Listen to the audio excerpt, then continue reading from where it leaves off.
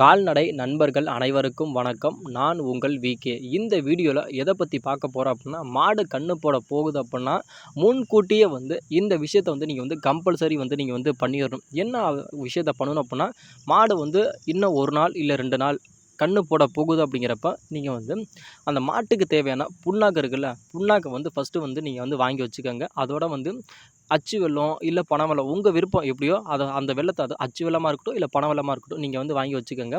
இப்போ மாடு அதாவது மடி விட்டுருச்சு, தட்டி உடஞ்சிருச்சு, காம்பு சுரந்துருச்சு, அரையும் தளர்ந்துருச்சுப்பா, எங்கள் மாடு கன்று போட போகுது அப்படின்னு உங்களுக்கு தெரிஞ்சிருச்சு அப்படிங்கிறப்ப அந்த மாட்டு பக்கத்துலேயே நீங்கள் இருக்கிற மாதிரி பாருங்கள். அது இல்லாமல் மாடு கன்று போட போகுது அப்படின்னா, அதாவது இப்போ இங்கே அது அதிகமான வீடுகள் இருக்குது, அதாவது மக்கள் நடந்துக்கிட்டே இருப்பாங்க. அப்படிங்கிறப்போ அந்த மாட்டை நீங்கள் என்ன பண்ணுறீங்க அப்படின்னா, யார் இல்லாத, அதாவது அந்த மாடு கன்று போட போகுதுன்னா, இல்லை நீங்கள் பட்டியில் கட்டியிருக்கேன், அப்படி இல்லைங்க அந்த சேலை துணி இருக்குல்ல, சேலை துணி வச்சு நீங்கள் மரப்பு மாதிரி கட்டியிருங்க. அதாவது மாடு கன்று போடுறப்போ யாருமே வெளியாட்கள் யாருமே பார்க்கக்கூடாது. அது பார்க்குறாங்க அப்படின்னா அதுவே ஒரு மிகப்பெரிய ஒரு திருஷ்டியாக கருதப்படுறதுனால யாருமே மாட்டை கன்று போடுது அப்படிங்கிறப்ப யாருமே பார்க்கக்கூடாது. நீங்கள் பார்க்கலாம், அதாவது வீட்டாளுங்க பார்த்துக்கலாமே தவிர, ஆனால் வெளியாட்கள் பார்க்கக்கூடாது. ஏன் வெளியாட்கள் பார்க்கக்கூடாது அப்படின்னா, கண் திருஷ்டி அதிகமாக இருக்கும். அப்போ நாங்கள் பார்க்கலாமா அப்படின்னு கேட்டால் கண்டிப்பாக நீங்கள் பார்க்கலாம். ஏன் அப்படின்னு சொல்கிறேன் அப்படின்னா, ஏன்னா ஒரு கன்றுக்குட்டியை நம்ம வளர்க்குறோம் அப்படின்னா, அந்த கன்றுக்குட்டியை பராமரித்து அதை சனப்பருவத்துக்கு கொண்டுட்டு அதை மாட்டை சன ஊசி போட்டு அதை சினையாக்கி அந்த மாட்டை 10 மாதம் அதை நம்ம பக்குவமாக அந்த மாட்டை நம்ம பராமரித்து இருக்கிறது. ஒரே ஒரு ரீசன் என்னென்னா, அந்த கன்றுக்குட்டி போடும் அப்படிங்கிற அந்த ஒரு விஷயத்தை அந்த ஒரு நிகழ்வை நம்ம பார்க்கணும் அப்படிங்கிறக்காக. அதனால் நம்மளோட கண் திருஷ்டி அப்படிங்கிறது கண்டிப்பாக படவே படாது, அது வரவும் வராதனால இந்த ஒரு விஷயத்தை நீங்கள் கண்டிப்பாக நீங்கள் ட்ரை பண்ணுங்க. அதாவது மாடு கன்று போடுது அப்படிங்கிறப்ப அது மறைவான இடத்துல வச்சு மாடை கன்று போட வைங்க. இது ஒன்று.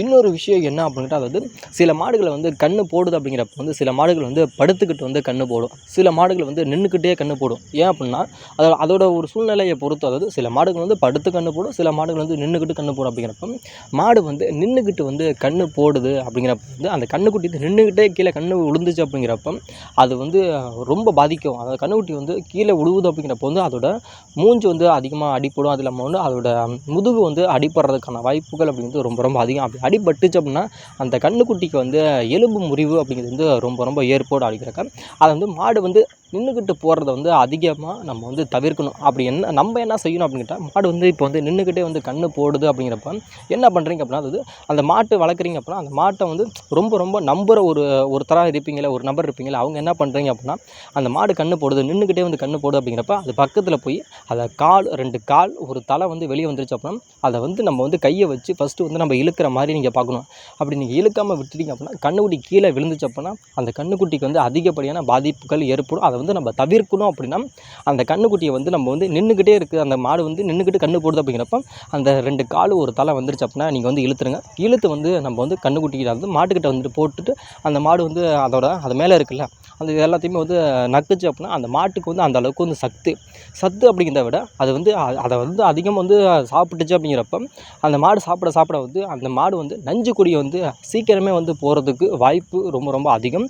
அதனால் மாடு இப்படி நின்றுக்கிட்டே கன்று போடுது அப்படிங்கிறப்ப நீங்கள் அதை உடனே வந்துச்சுன்னா நீங்கள் மாட்டோட அந்த ஒரு கன்றுக்குட்டியை நீங்கள் இழுத்துருங்க. அப்படி இழுக்காமல் விட்டுட்டீங்க அப்படின்னா மாட்டுக்கு பாதிப்பு கிடையாது, ஆனால் போடுற கன்றுக்குட்டிக்கு ரொம்ப ரொம்ப பாதிப்பாகும். அதனால் இந்த ஒரு விஷயத்தை நீங்கள் தவிர்க்கணும். அப்படின்னா இப்போ நான் சொன்னல இந்த ஒரு விஷயத்தை நீங்கள் கம்பல்சரி பண்ணுங்கள். இதே படுத்துக்கிட்டு போடுது அப்படின்னா அதில் எந்த ஒரு பாதிப்புமே இருக்காதானே. படுத்துக்கிட்டு போகிறப்ப அது எப்பொழுதும் மாதிரி அந்த கன்றுக்குட்டி வந்துடும். அந்த கன்றுக்குட்டிக்கு எந்த விதமான பாதிப்புமே இருக்காது. மாடு கன்று போட்டுருச்சு, அதாவது மாடு நின்றுக்கிட்டும் சரி, அதேமாரி படுத்துக்கிட்டும் சரி, மாடு கன்று போட்டுருச்சு அப்படிங்கிறப்போ அந்த உடனே நீங்கள் என்ன விஷயங்கள் நீங்கள் கம்பல்சரி என்ன விஷயங்கள் நீங்கள் பண்ணணும் அப்படின்னா, சில பேர் ரொம்ப ரொம்ப ஒரு தவறான ஒரு விஷயத்தை நீங்கள் பண்ணுறீங்க. அதாவது அந்த மாடு கன்று போட்டுருச்சு அப்படின்னாவே அது மேலே இருக்கிறத நீங்கள் அதாவது துணியை வச்சோ இல்லை ஏதாவது வச்சோ, அதாவது போர்வை அப்படின்னு ஏகப்பட்ட அதாவது நம்ம அந்த மாட்டில் இருக்க அந்த கன்றுக்குட்டியில் இருக்க அந்த விஷயம் அசடெல்லாம் நம்ம போக்கணும் அப்படிங்கிறக்காக நீங்கள் துடைச்சிடுறீங்க. அதாவது கம்பல்சரி நீங்கள் அதை துடைக்கக்கூடாது. ஏன் துடைக்கக்கூடாது அப்படின்னு சொல்கிறாங்க அப்படின்னா, அதாவது நீங்கள் அதை துடைக்கிறீங்க அப்படிங்கிறப்ப அந்த கன்றுக்குட்டி அதில் சத்துக்கள் இருக்குது அப்படிங்கிறத விட அதை எந்த அளவுக்கு மாடு நக்கி அதை சாப்பிடுதோ அதுக்கு நம்மளோட கன்றுக்குட்டி தான் அப்படிங்கிற மாதிரி அதிகமாக அதை நிரூபிச்சுக்கும். அது இல்லாமல் சில கன்றுக்குட்டிகளை விட்டுட்டோம் அப்படின்னா நீங்கள் பாட்டுக்கு அந்த கன்றுக்குட்டியை மாடு கன்று போட்டுருச்சு, அதாவது தலைச்செய்த்து மாட்டெல்லாம் பார்த்தீங்கன்னா மாடு கன்று போட்டுருச்சு அப்படிங்கிறப்ப நம்ம இழுத்து போட்டு நம்ம பாட்டு துடைச்சிட்டோம் அப்படின்னா அந்த மாடு பால் கொடுக்காது. அதாவது கன்றுக்குட்டியே கடைசி வரைக்கும் அந்த மாடு சேர்க்காது.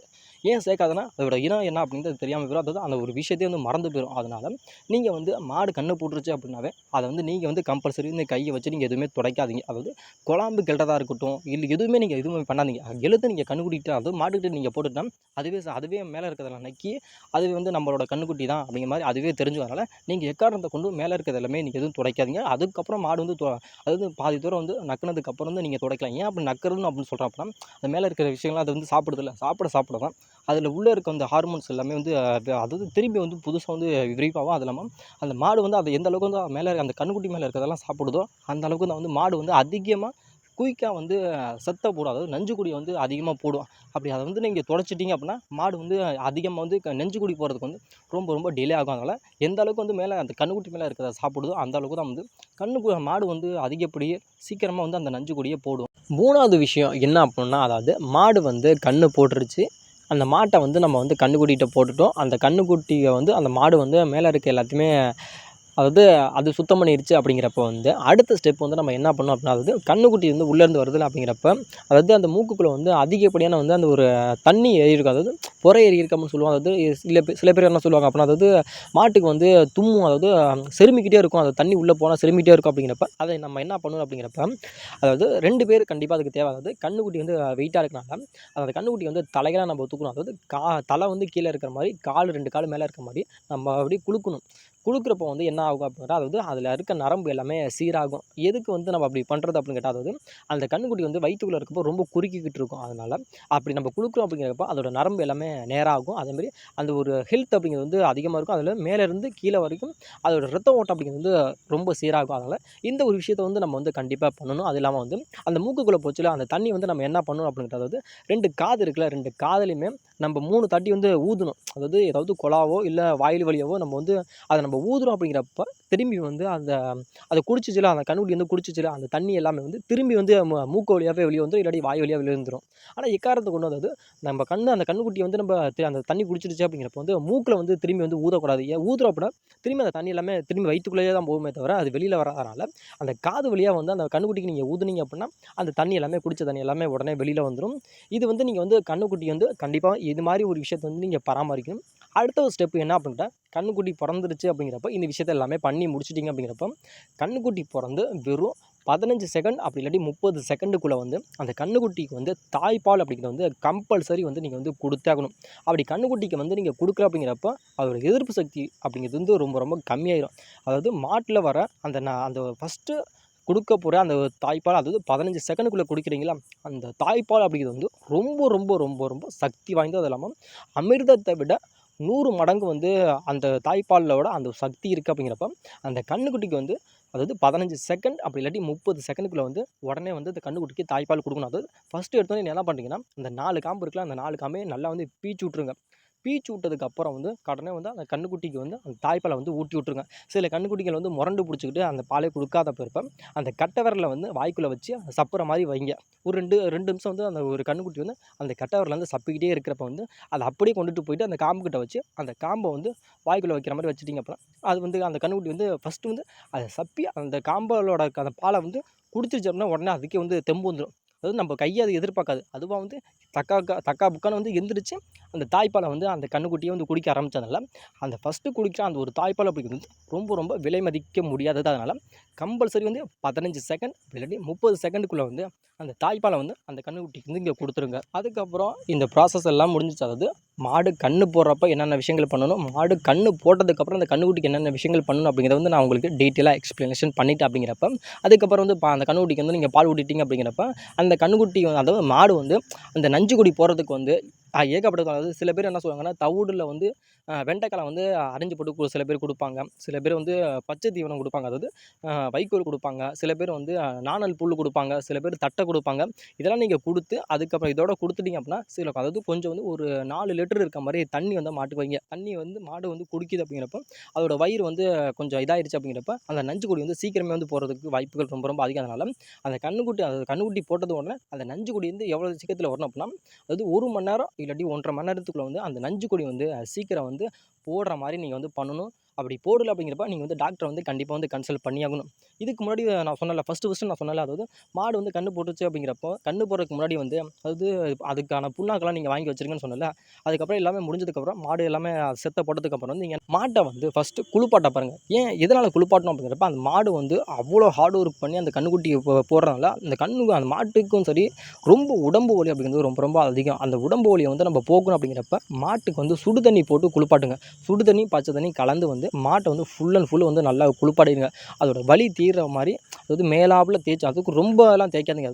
அது சுடு தண்ணியை போட்டு லைட்டாக மேலே தேய்ச்சிருங்க. அதெல்லாம் அந்த அந்த மாடு கன்று போட்டப்போ அந்த அசடெல்லாம் இருக்கும்ல, அது எல்லாமே எடுத்து விட்ருங்க. எடுத்து விட்டுட்டு கம்பல்சரி வந்து இந்த ஒரு விஷயத்தை வந்து பண்ணியிருங்க. அதாவது அந்த மடி இருக்குல்ல, அந்த மடியையும் அதாவது அறையையும் நீங்கள் வந்து எக்காரணத்தை கொண்டும் சுடு தண்ணியை போட்டு கண்டிப்பாக பண்ணாதீங்க.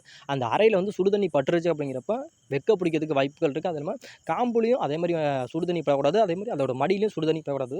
அந்த மடியிலையும் அதே மாதிரி அந்த அறையிலையும் வந்து கம்பல்சரி வந்து அந்த மாட்டுக்கு வந்து பச்சை தண்ணி இருக்குல்ல, அந்த பச்சை தண்ணியில் மட்டுமே நீங்கள் வந்து அந்த மாட்டோட அந்த ஒரு மடியையும் அதே மாதிரி அந்த ஒரு அறையும் அதில் வச்சு குளிப்பாட்டுங்க. ஆனால் எக்காரணத்தை கொண்டும் சுடு தண்ணியை வந்து அதில் யூஸ் பண்ணாதீங்க. அதுக்கப்புறம் தலையில் வந்து அதே மாதிரி பச்சை தண்ணி கொஞ்சம் ஊற்றுங்க. அதே மாதிரி சுடு தண்ணி கொஞ்சம் கலந்து வெதுவெதுப்பாக வந்து அந்த மாதிரி அதோட மூஞ்சி கழுவி விட்ருங்க.